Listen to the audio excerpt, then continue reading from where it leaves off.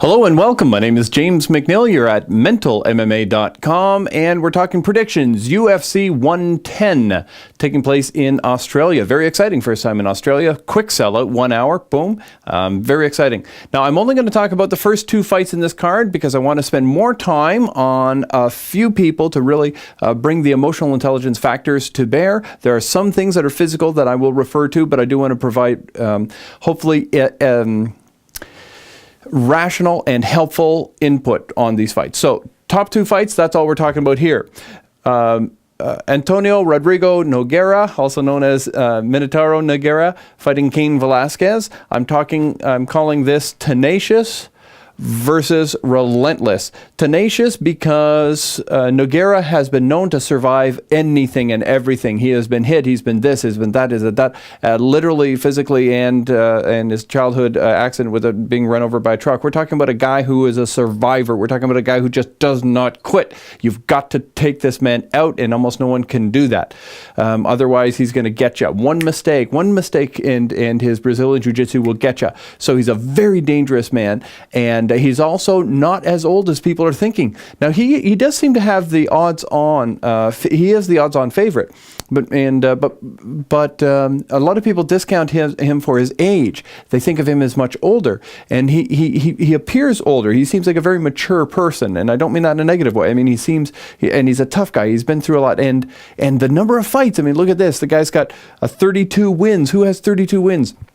So we're talking about a man who's got an amazing career over a long period of time, having fought the best, but he's not as old as people think. He's only 33. Cain Velasquez is 27. So we're not talking about a giant age difference at 33.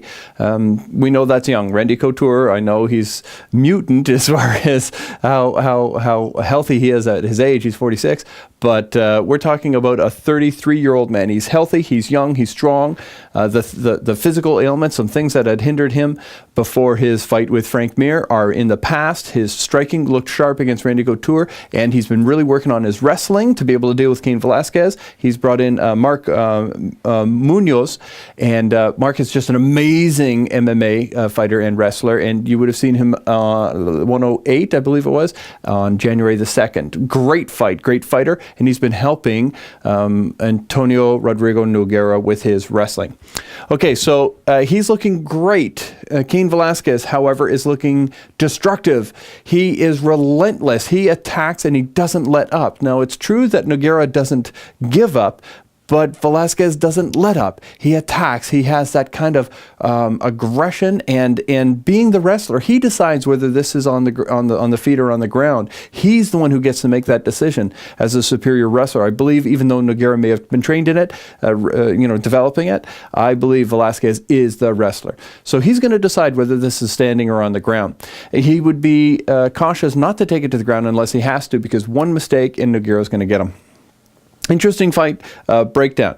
So what are the factors that I'm going to go to? Well, let's talk about physical.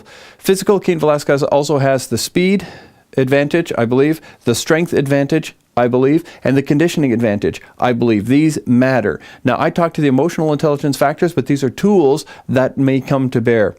What else should I say on this one? Okay. So when it comes to motivation, when it comes to confidence, I don't believe there's anything telling here. I believe both of them are very confident, not too confident, not, lacking in confidence. Both of them have almost perfect pitch in their confidence levels. I'm very, very impressed with that. Motivation. Although Nogueira is a pro who's always motivated, he wants that belt back. There's a lot of excellent motivation inside of him. Cain Velasquez, I give the edge in motivation. He's got that hungry young lion thing going on. And 7-0, he's on the roll. He's got the momentum. He's on the move. And I actually, because of that, give the edge to Cain Velasquez. Now, I know if he makes one mistake, he can lose this fight, but that's not uncommon in MMA because there's so many ways to win and so many ways to lose. And I understand that Nogueira has a million ways to win because he's that good, but I still believe that Cain Velasquez superior strength, speed, conditioning, and that unbelievable motivation role that he's on, I believe they're going to count. And although it's a close fight, although it could easily go either way, my prediction is Cain Velasquez is going to win this fight. And I wouldn't be shocked if it was a first round. I don't mean that as any kind of disrespect. It's just his style can really end fights quickly. So if it goes his way, it could do so quickly. Okay, if you asked me how, I would say ground and pound in the first round. Now moving on. But anyways, great fight, by the way. No matter who wins, we all win in that first fight, Nogueira and Velasquez. Great fight.